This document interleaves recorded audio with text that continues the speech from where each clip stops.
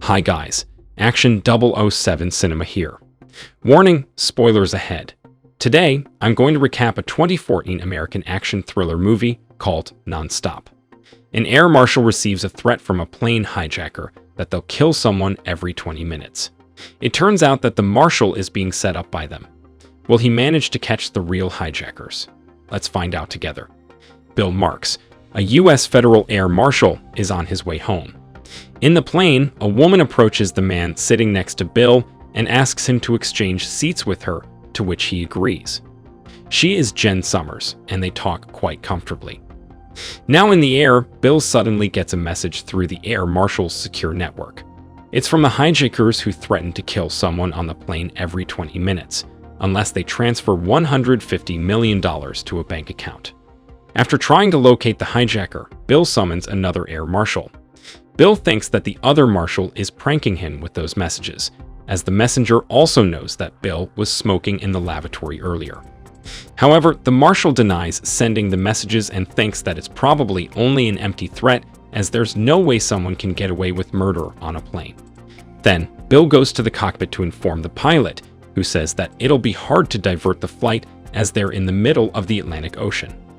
The two then plan to ask the Transportation Security Administration, or TSA, to trace the bank account's owner while they're going to turn off the network right before the 20 minutes is up.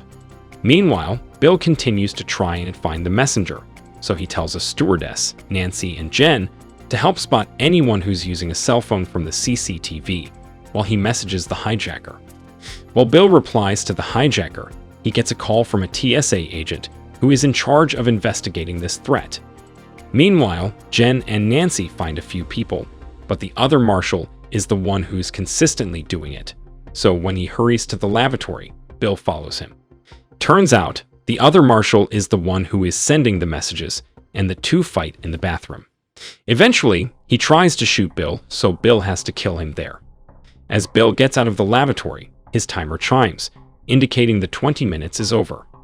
Unfortunately, he gets more messages from the hijacker, indicating that one person has indeed died, and it's because of Bill. Then, the hijacker tells him to reset the timer and transfer the money. From the cockpit, the pilot tells Bill that the bank account is under his name, so the pilot asks him to hand over his badge and gun. While Bill gets confused over that fact, he gets help from Jen to fix the marshal's phone. When he checks the phone, it turns out that the hijacker was messaging the marshal and threatening to reveal what he was carrying in his suitcase, so Bill opens it inside the lavatory and finds a huge bag of cocaine. Outside, Nancy asks him what is happening, and he shows her the marshal's body to her surprise. He then tells her that the hijacker is trying to frame him and that they made the marshal paranoid by knowing about the cocaine, so Bill is forced to kill him. Thankfully, Nancy believes him, and he asks her help to conduct a search on the passengers that were caught using their phones earlier. However, the pilot thinks that this is a hijacking, so he calls the TSA to warn them. During the search, he finds a guy named Tom Bowen that greeted him in the airport and said he was going to Amsterdam and apprehends him out of suspicion. Afterwards, the TSA calls to tell Bill that he's relieved of duty and that Tom is only a teacher. Apparently, someone had told Tom to ask Bill about where he's going for $100. Then, Bill forces him to look at the passengers for the guy, but he says that he didn't even see the guy board this plane. After restraining Tom, the plane suddenly has massive turbulence that causes Nancy and Bill to be thrown up the cabin.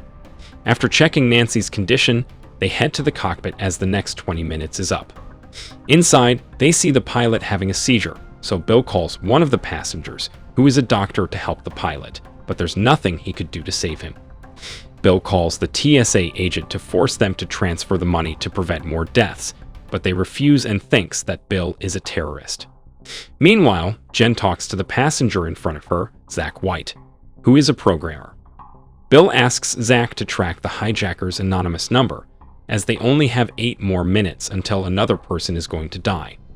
While Zach works on the tracing, Bill tells the other passengers in business class to move to economy as that section is now closed. This causes the passengers to complain, but he manages to calm them down. Bill realizes that the plane has turned, and the co-pilot says TSA has diverted them north for 55 minutes and also to shut down the network. Bill needs 5 more minutes of the network for Zach to finish the trace, so he begs the co-pilot for more time, and he reluctantly agrees. In business class, Zach has successfully traced the hijacker. He looks for the phone among the passengers.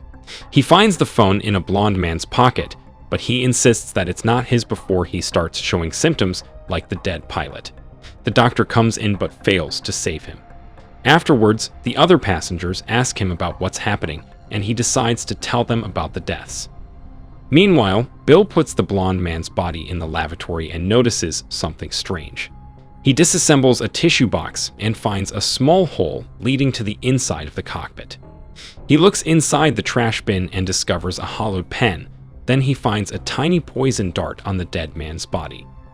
He assumes that's how they got poisoned, so he asks an old lady who went to the lavatory before her.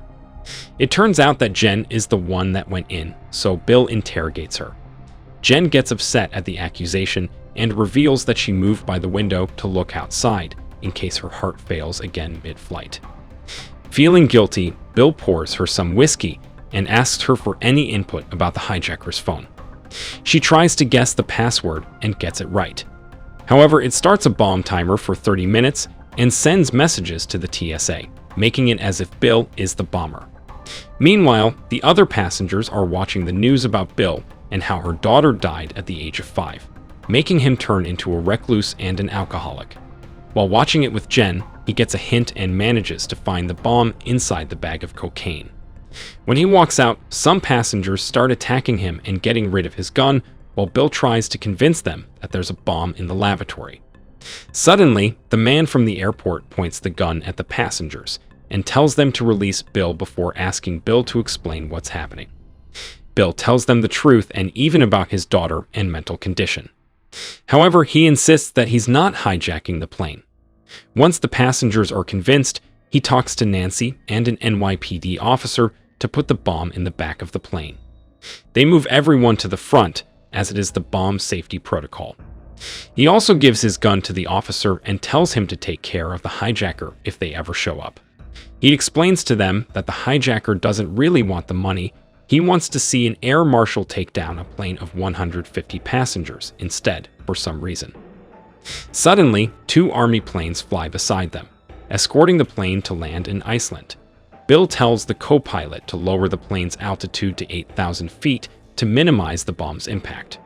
However, the pilot can only do it in 10 minutes because he's being watched by the army planes and can possibly land the plane in Iceland by then. Bill agrees, which would leave them about 6 minutes until the bomb explodes. Then, Bill goes to get the bomb in the lavatory and shows it to the others. As they can't deactivate the bomb, Zach suggests finding the hijacker, but Bill says it's too late. He puts the bomb by the back door and instructs everyone to stack every luggage and bag on top of it. As the plane is about to descend, everyone is asked to return to their seat. Bill gets a call from the TSA agent that they transferred the money, so Bill broadcasts the confirmation to the whole plane for the hijacker to hear. However, the TSA agent still thinks that Bill is the hijacker and forbids the plane to descend, saying that the world has seen the videos that someone in the plane took of him apprehending Tom. Surprised, Bill finds the young man who is still recording and grabs the phone to watch the video. There, he sees that Tom is the guy who put the hijacker's phone inside the blonde man's pocket. As it happens, Tom suddenly takes the officer's gun and puts it against his head, but it turns out to be an empty gun. The officer fights back and disarms Tom, but he manages to run away and hide in the back of the plane. While Bill is looking for Tom, the officer is getting the gun's bullets when suddenly Zach grabs the gun and shoots the officer. Distracted by the gunshot, Bill gets attacked by Tom, who manages to take his gun and threatens him with it. As Zach threatens the other passengers, Tom tells Bill that he's doing this to make a point to the world that air marshals are useless and the American air security system has failed them. It turns out that Tom and Zach were in the Army after the 9/11 incident, where Tom's father was killed. They try to set Bill up to ruin the air marshal's reputation, so the government will take extra measures in security to prevent further such incidents. The 2 hijackers are planning to jump off the plane with parachutes. Bill manages to convince Zach to disarm the bomb, but Tom shoots him instead as he has no plans on surviving.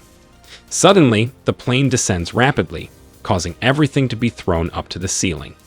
In the midst of the descent, Tom and Bill are still fighting, until finally they reach 8,000 feet and Bill manages to shoot Tom dead.